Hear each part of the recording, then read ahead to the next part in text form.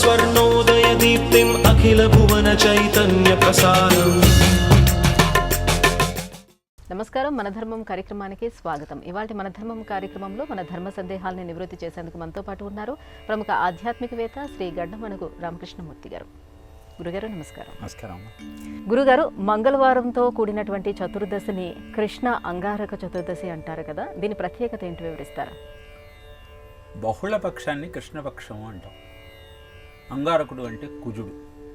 మంగళవారానికి కుజుడు అధిపతి. అందుకని కృష్ణపక్షంలో చతుర్దశి మంగళవారంతో కూడి వస్తే అది ఒక అద్భుతమైన పర్వదినంగా పరిగణిస్తాం.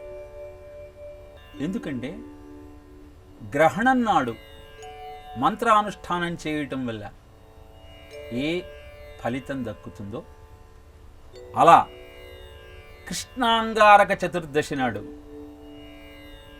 ఆరాధన చేయటం వల్ల అద్భుతమైన ఫలితాలు మీ సొంతమవుతాయి.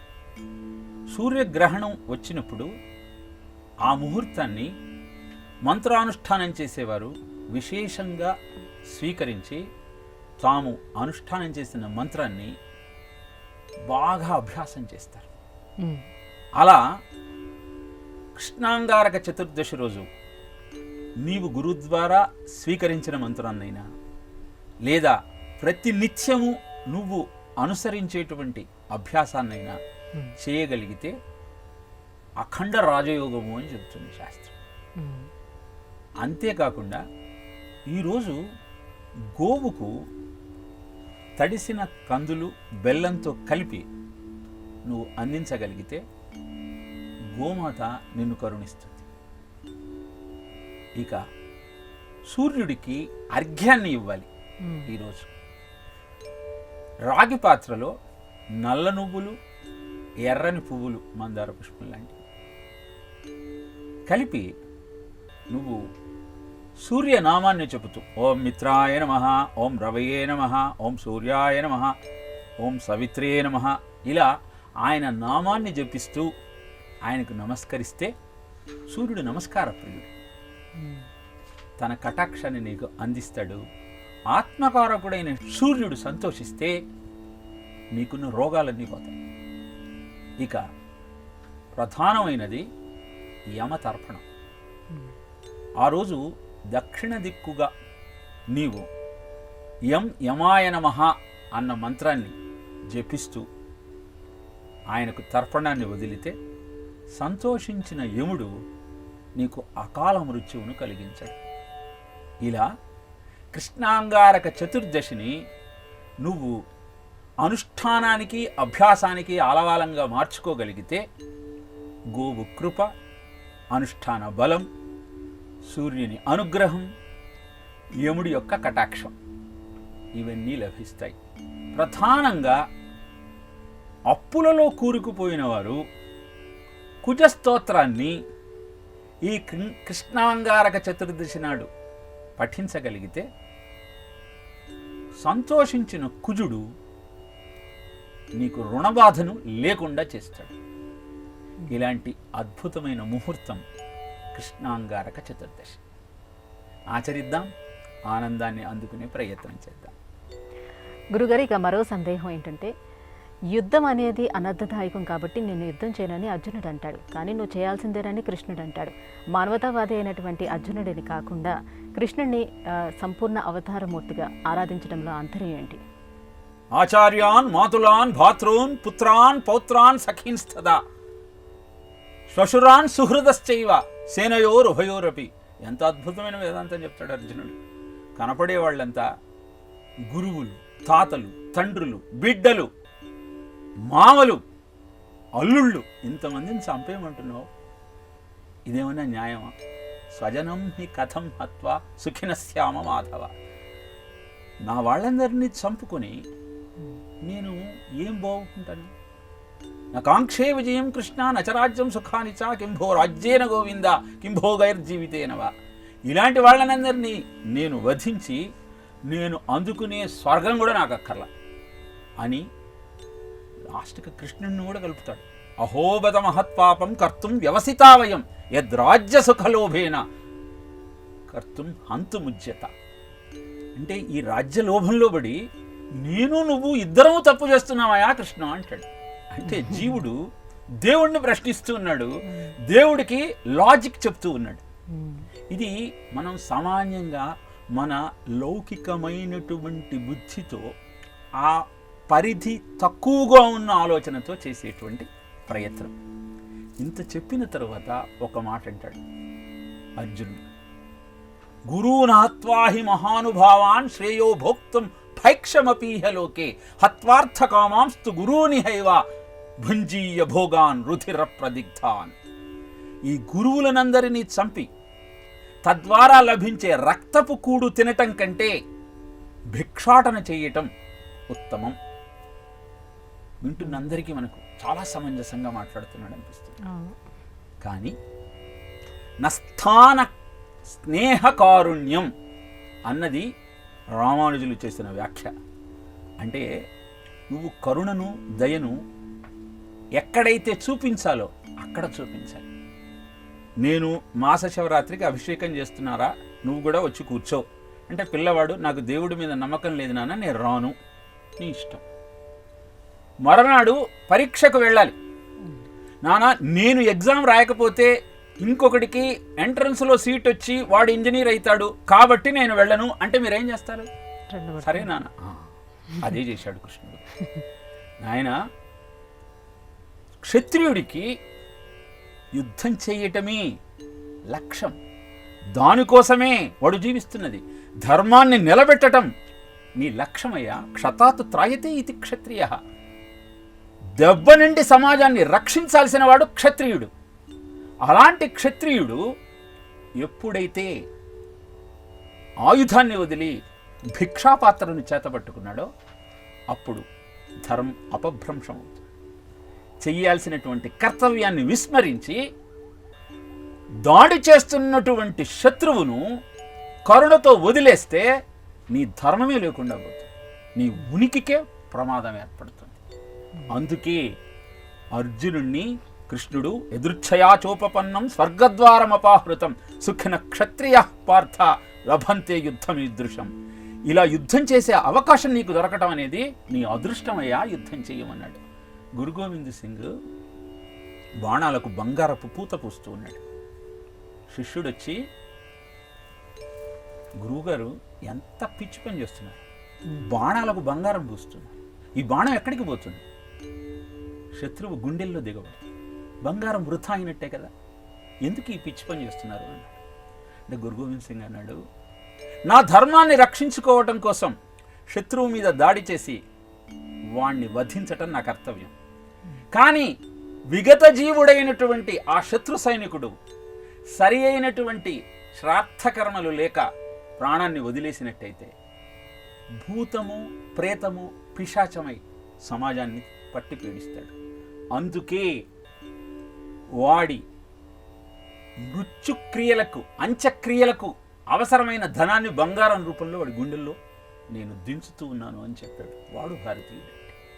శత్రువుకైనా అభయప్రదానం, ధర్మం కోసమే పోరాటం, యోగ సాధనతో బతుకు పునీతం, గీతాగానమే అనునిత్యం. ఇది భారతీయ జీవన విధానం అమ్మ. అథ చేత్వమిమం ధర్మం సంగ్రామం న కరిష్యసి తత స్వధర్మం కీర్తించ హత్వా పాపమవాప్స్యసి అంటాడు కృష్ణుడు అర్జునుడితో. ఆయన ఇలా వచ్చినటువంటి అవకాశాన్ని నువ్వు వదులుకుంటే యుద్ధం చేయని పాపం నిన్ను చుట్టుకుంటుంది. దాన్ని అనుభవించడానికి సిద్ధమవుతావా, లేక యుద్ధం చేసి నీ ధర్మాన్ని కాపాడుకుంటావా?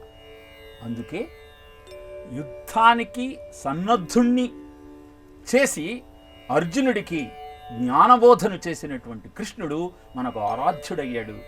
మనలాగా ఆలోచించిన అర్జునుడు ఆయన దోవలో నడిచి అద్భుతాన్ని అందుకోగలిగాడు. ఇది మనకు గ్రహిస్తే గీతా జ్ఞానము ఎంత ఉత్తమమైనదో దాన్ని ప్రతినిత్యము ఎందుకు పారాయణ చేయాలో మనకు అర్థమవుతుంది.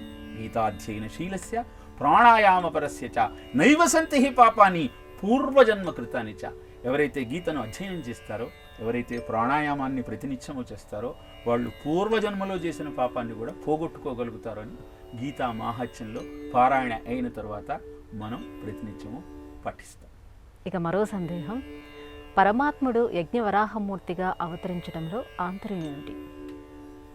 యజ్ఞం అనేది సకల జీవులకు కోరికలు తీర్చే సాధనం. బ్రహ్మదేవుడు సృష్టి చేయటానికి సంకల్పిస్తాడు. సంకల్ప సృష్టి చేస్తూ ఉంటే చాలా ఆలస్యం అవుతూ ఉంటుంది. బొటనవేలు నుంచి దక్షుణ్ణి, హస్తం నుంచి క్రతువును, వెన్ను నుంచి అధర్మాన్ని, తొడ నుంచి ఇంకొకటి, ఇలా నవబ్రహ్మలను సృష్టిస్తూ ఉంటాడు. ఇది పద్ధతి కాదు. సంకల్ప సృష్టి ద్వారా ఆలస్యం అవుతోంది కాబట్టి మైథున సృష్టి ద్వారా తొందరగా సృష్టి క్రమాన్ని పెంచుదామని సంకల్పించి స్వయంభూ శతరూపలు ఇద్దరిని తన దేహం నుంచి సృష్టిస్తాడు. వాళ్లకు సృష్టిని పెంచమని ఆదేశం జారీ చేస్తాడు. స్వయంభూ తపోదీక్షలో ఉన్నటువంటి బ్రహ్మదేవుడికి వచ్చి, మీరు సృష్టిని చెయ్యమన్నారు కానీ భూమి కనపడటం లేదు అనగానే, అప్పుడు భూమి నీళ్లలో మునిగి ఉన్నటువంటి సత్యాన్ని గ్రహించిన బ్రహ్మదేవుడు ఆ స్వామిని ధ్యానం చేస్తే, అద్ధి అంగుష్ట మాత్రంబుతోడ జననమంది వియత్తల స్థాయి అగుచు క్షణములోన భూరి గజ ప్రమాణమయ్యే అక్కడి జనులకు అద్భుతముగా అని రాస్తాడు. అంటే ఆ బ్రహ్మదేవుడి ముక్కు నుంచి యజ్ఞవరాహమూర్తి ఆవిర్భవించాడు. దీని అంతరార్థం ఏమిటి అంటే, సృష్టి చేయటానికి, సృష్టిని పెంచటానికి స్వయంభూ శతరూపలిద్దరూ సంసిద్ధులయ్యారు. మరి సృష్టి ద్వారా వచ్చేటువంటి జీవులకు ఆధారం ఏమిటి? వారి కోరిక తీర్చుకోవాలి అంటే సాధనం ఏమిటి? వారు ఆనందంగా బ్రతకటానికి అవసరమైన ఆయుధం ఏమిటి అంటే యజ్ఞమే.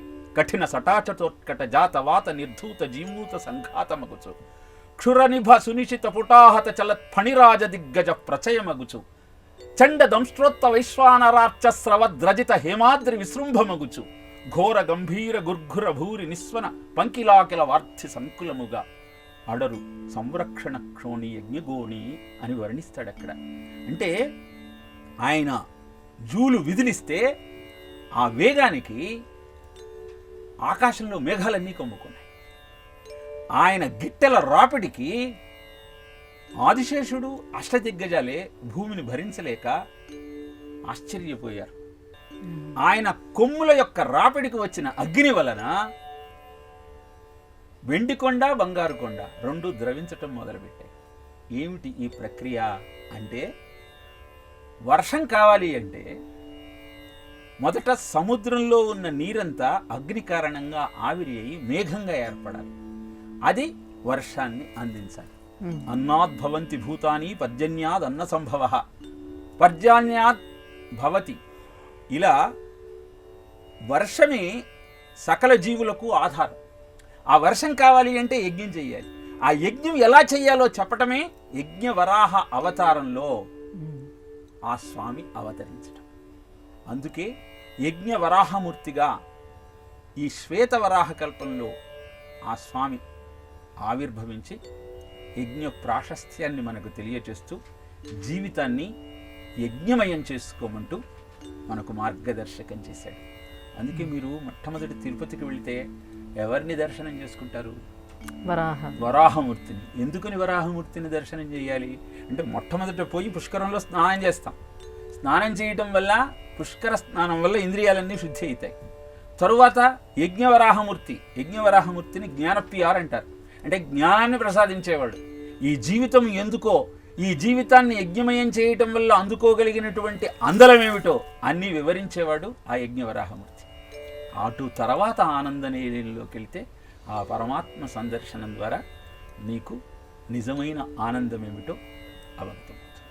అది యజ్ఞవరాహమూర్తిలోని ఆంతర్యం. గురుగారు, ఇక మరో సందేహం. ఏ కార్యక్రమాన్నైనా మనం ప్రారంభించేటప్పుడు శ్రీరస్తు, శుభమస్తు, అవిఘ్నమస్తు అంటూ శుభకరంగా మనం ప్రారంభం చేస్తాం. కానీ అర్జున విషాద యోగముతో భగవద్గీతను వ్యాసుడు ఈ రకంగా ప్రారంభించడంలో ఆంతర్యం ఏంటి? భగవద్గీత అనేది మాన్యువల్ ఆఫ్ మ్యాన్ కైండ్. ప్రతివాడు జీవితంలో ఆచరించాల్సిన ధర్మాలను, తెలుసుకోవలసిన సత్యాలను, పొందాల్సిన జ్ఞానాన్ని 700 శ్లోకాలలో నీకు అందించాడు వ్యాసుడు. నీకు విషాదం ఉన్నప్పుడే వివేకం కలుగుతుంది. రోగం వచ్చినప్పుడే యోగం చేయడానికి సంసిద్ధుడవుతావు. అందుకని ఆంగ్లంలో ఒక సామెత ఉన్నది, when you are happy you listen to music, when you are sad you understand the lyrics. అంటే జీవితంలో ఆనందం అన్న సంగీతాన్ని అందుకుంటున్న నేపథ్యంలో ఆ సంగీతం యొక్క సాహిత్యాన్ని నువ్వు గుర్తించవు. ఎప్పుడైతే విషాదం ఎదురవుతుందో అప్పుడు ఆ సాహిత్యం ఏమిటో పరిశీలిస్తాం. అందుకే భవరోగంతో బాధపడేటువంటి జీవుడు దీని నుంచి బయటపడాలి అంటే భగవద్గీతకు మించినటువంటి జ్ఞానం ఇంకొకటి లేదు. నువ్వు విషాదంలో ఉన్నావు, దాన్ని వివేకంగా మార్చుకో. జ్ఞానము వివేకంగా పరిణమించాలి అంటే భగవద్గీత యొక్క ఆధారం నీకు కావాలి. జ్ఞానానికి వివేకానికి తేడా ఏమిటి అంటే, జ్ఞానం అంటే నువ్వు నేర్చుకున్నటువంటి విద్య నిన్ను అందలానికి ఏ విధంగా ఎక్కిస్తుందో తెలియజేసేటువంటి సాహిత్యం. వివేకం అంటే ఆ జ్ఞానము నీతో పాటు నలుగురికి మార్గదర్శకం చేయగలిగితే అది వివేకం అనబడుతుంది. అలా అర్జున విషాదయోగంతో ప్రారంభించటంలో వ్యాసుడి యొక్క ఉద్దేశం ఏమిటి అంటే, ప్రతి జీవుడు బాధలో ఉన్నవాడే, భవరోగంతో బాధపడుతూ ఉన్నవాడే. కానీ ఆ విషాదాన్ని గుర్తించేటువంటి స్థితిలో వాడు లేడు. నిజానికి ఖం అంటే శూన్యము అని అర్థం. ఈ ఖం ముందు నువ్వు సూ పెడతావా దూ పెడతావా? ఖం ముందు సూ పెడితే సుఖం అవుతుంది, దూ పెడితే దుఃఖం అవుతుంది.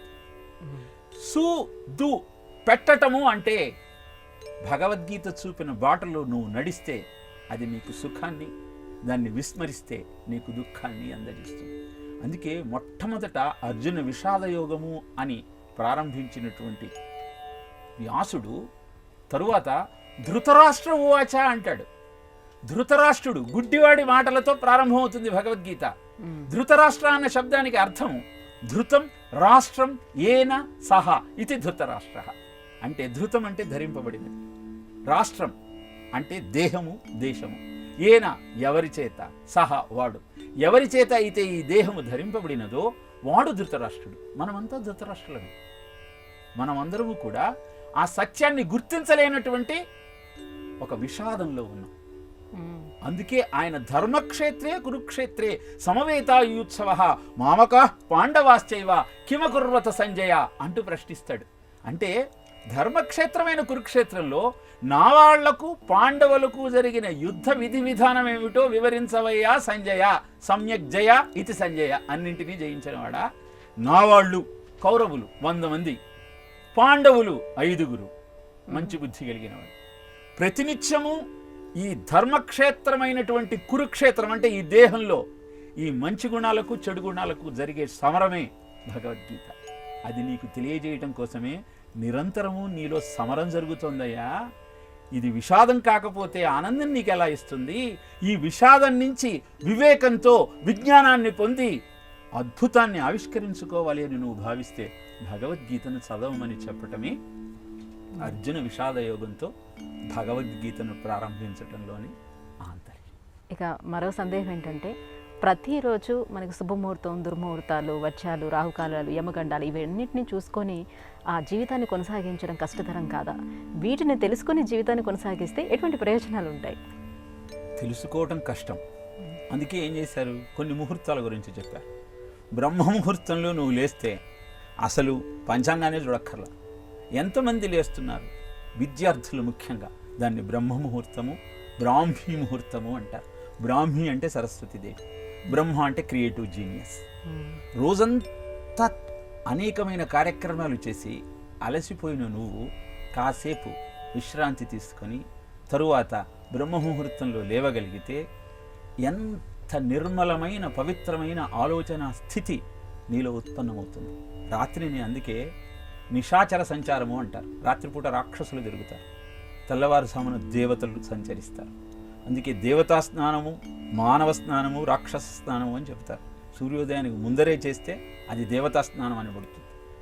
లోపల ఉన్న బ్యాక్టీరియా కూడా అది నీకు హాని చెయ్యదు. నీటిలో కనుక నువ్వు స్నానం చేద్దామని వెళితే ఎప్పుడు సూర్యోదయానికంటే ముందు. అదే సూర్యోదయం అయిన తరువాత దానిలో ఉన్న చెడు బ్యాక్టీరియా అంతా నీ మీద దాడి చేస్తుంది. ఇలా ఇహ ముహూర్తాలకు, నక్షత్రాలకు, గ్రహణాలకు, మూఢాలకు మనం చూసి చెయ్యాలా అని మీరు ప్రశ్నించారు. రోజులో 30 ముహూర్తాలు ఉంటాయేమో. 15 పగల ముహూర్తాలు, 15 రాత్రి ముహూర్తాలు. దీనిలో బ్రహ్మ ముహూర్తానికి ఎంత ప్రాధాన్యత ఉందో అభిజిత్ ముహూర్తానికి కూడా అంతే ప్రాధాన్యత. అభిజిత్ ముహూర్తం అంటే సూర్యాత్ చతుర్థకం లగ్నం అభిజిత్ పరికీర్తితం సర్వదోష హరంచైవ ప్రశస్త శుభకర్మసు అని చెప్తారు జ్యోతిష్య శాస్త్రంలో. సూర్యోదయము తరువాత 4 లగ్నములు గడిస్తే వచ్చే ముహూర్తమే అభిజిత్ లగ్నం. ఆంజనేయుడు 100 యోజనాల సముద్రాన్ని దాటుదామనుకున్నప్పుడు అభిజిత్ ముహూర్తంలో తన ప్రయాణాన్ని ప్రారంభించాడు. అదేవిధంగా త్రిపురాసుర సంహారాన్ని చెయ్యాలని శివుడు సంకల్పించుకున్నప్పుడు అభిజిత్ ముహూర్తాన్ని ఎంచుకున్నాడు. శ్రీరాముడు సుగ్రీవుడితో అంటాడు రామాయణంలో, అభిజిత్ ముహూర్తంలో మన ప్రయాణం ప్రారంభిద్దాం, దివాకరం మధ్యందనం, సూర్యుడు నడినెత్తిన ఉన్నాడు కాబట్టి ఈ సమయాన్ని మనం కార్యక్రమాన్ని ప్రారంభించడానికి ఉపయోగిద్దాం అంటాడు. గోండులు వివాహం చేసేటప్పుడు గడ్డపార ముహూర్తం అంటారు. అంటే గడ్డపారను అలా నిలబెడితే దాని నీడ పడని ముహూర్తాన్ని గడ్డపార ముహూర్తం అంటారు. సూర్యుడు అద్భుతమైన కాంతితో ప్రకాశిస్తూ ఉన్నప్పుడు అంతకంటే మంచి ముహూర్తం ఏమిటి? సీతారామ కళ్యాణం కూడా అభిజిత్ ముహూర్తంలోనే జరుగుతుంది. ఎందుకని ఇన్ని ముహూర్తాల గురించి చెప్పారు? అలానే విందా ముహూర్తం అంటారు. నష్టం విందతి ఇతి విందా అని, అంటే పోగొట్టుకున్న దాన్ని తిరిగి పొందగలిగినటువంటి ముహూర్తము విందా ముహూర్తం. రాముడు సీతమ్మను పోగొట్టుకుని ఏడుస్తున్న సమయంలో, బాధపడుతున్న సమయంలో మునులంతా వచ్చి అంటారు, రామా తప్పకుండా నీకు సీత దొరుకుతుంది, ఎందుకంటే విందా ముహూర్తంలో రావణాసురుడు ఎత్తుకుపోయాడు. ఇన్ని రకాలుగా ముహూర్తం యొక్క చర్చ ఎందుకు జరుగుతుంది అంటే, నాయన నువ్వేదైనా ప్రారంభించేటప్పుడు నక్షత్రం ఏమిటో చూడు, ముహూర్తం ఏమిటో చూడు, గ్రహణాన్ని మౌఢ్యాన్ని పరిశీలించు. ఎందుకంటే నువ్వు జీవిస్తున్న ఈ భూమండలం మీద గ్రహముల యొక్క ప్రభావము ఉన్నది. వాటి ప్రభావం కారణంగా నీ ఆలోచన మారవచ్చు. కనుక ధీయోన ప్రచోదయాత్ అంటూ ప్రతినిత్యము నీ బుద్ధిని వికసింపచేయమంటూ భగవంతుణ్ణి ప్రార్థిస్తూ, అనంతరము ఆ గ్రహములకు, నక్షత్రమునకు, ముహూర్తమునకు అనుగుణమైన నిర్ణయాన్ని నువ్వు చేసుకోమని చెప్పటమే ఈ ముహూర్తాలకు, నక్షత్ర బలాలకు, మూఢాలకు, గ్రహణాలకు అంతరార్థం తెలుసుకుందాం. అద్భుతమైన జ్యోతిష శాస్త్రంలోని ఆంతర్యాన్ని గ్రహించి జీవితాన్ని సంస్కరించుకునే ప్రయత్నం చేద్దాం. గురుగారు, నేటి ఆధునిక సమాజంలో ఆర్ష విజ్ఞానం అనేది మనకు దిక్సూచిలా దిశానిర్దేశం చేస్తుందని అంటారు. దీన్ని ఎలా విశ్లేషించుకోవాలి? భారతీయ జీవన విధానంలో ఋషి పరంపరకు అత్యంత ప్రాధాన్యత ఉన్నది. మనం ఏం చేసినా సరే ఋషులను జ్ఞాపకం చేసుకొని మన పరంపరను గుర్తు చేసుకుంటూ కార్యక్రమాన్ని ప్రారంభిస్తాం. హరితస అంబరీష యవనాశ్య త్రయార్ష ప్రవరాన్విత హరితస గోత్రోద్భవస్య కృష్ణ యజుర్వేది అని మనం చదివిన వేదాన్ని, మన ఋషి పరంపరను జ్ఞాపకం చేసుకుంటూ నమస్కారం చేస్తాం. ఇది ప్రవర చెప్పటము అంట. ఎందుకని ఈ విషయాన్ని ప్రస్తావన చేస్తున్నాను? ఋషిని అంతగా మనం జ్ఞాపకం చేసుకోవటానికి కారణము, ప్రజాబాహుళ్యానికి అవసరమైన విజ్ఞానాన్ని అద్భుతంగా విభజించి వారికి అర్థమయ్యేలాగా అందజేసిన వారు ఋషులు. వేదము ప్రభు సంహిత అని పిలువబడేటువంటి వాంగ్మయం. అంటే సత్యం వద, ధర్మం చర అని శాసించినట్టు చెబుతుంది. శాసతే ఇది శాస్త్రం అని. రాజు ఏ విధంగానైతే శాసనం జారీ చేస్తాడో వేదం అలా చేయాల్సిన ధర్మాన్ని నిష్కర్షగా చెప్తుంది. అది అందరికీ అర్థం కాదు. అందుకని పురాణాలను తీసుకొచ్చారు. పురాణాలను మిత్ర సంహిత అంటారు.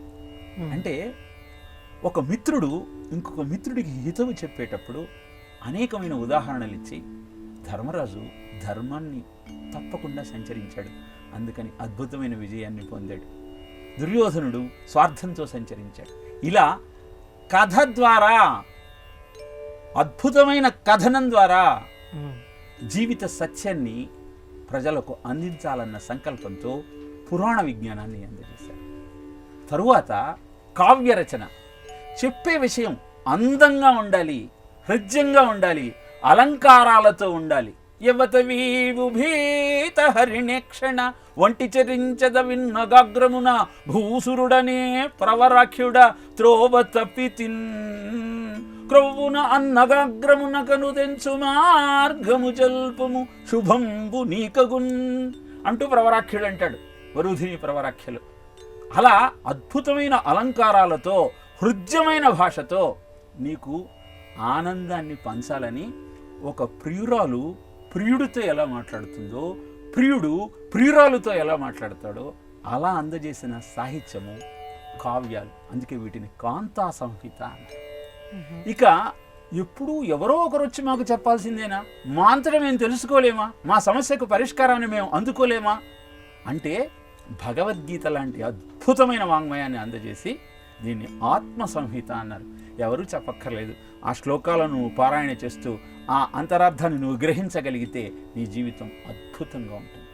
ఇలా ప్రభు సంహిత, మిత్ర సంహిత, కాంతా సంహిత, ఆత్మ సంహిత, ఇలా నీ జీవితాన్ని నువ్వు పరిష్కరించుకోవటానికి అవసరమైన విజ్ఞానాన్నంతా వేదం రూపంలో, పురాణం రూపంలో, కావ్యాల రూపంలో, భగవద్గీత రూపంలో నీకు అందజేసిన ఆ ఋషులను ప్రతినిత్యము స్మరిస్తూ నమస్కరిస్తూ నీ జీవితాన్ని సరైన మార్గంలో నడిపించుకోమని చెప్పేదే మన ధర్మం. గురుగారు, ఇవాళ మన ధర్మం కార్యక్రమంలో మాకు వచ్చినటువంటి ఈ ధర్మ సందేహాలన్నీ కూడా నివృత్తి చేసినందుకు ధన్యవాదాలు. కృష్ణార్పణం. ఇది ఇవాళ మన ధర్మం కార్యక్రమం. రేపటి మన ధర్మం కార్యక్రమంలో మళ్ళీ కలుసుకుందాం. నమస్కారం. ఈ కార్యక్రమాన్ని తిరిగి చూడాలనుకుంటే www.youtube.com/ETV Life Spiritual లో చూడవచ్చు.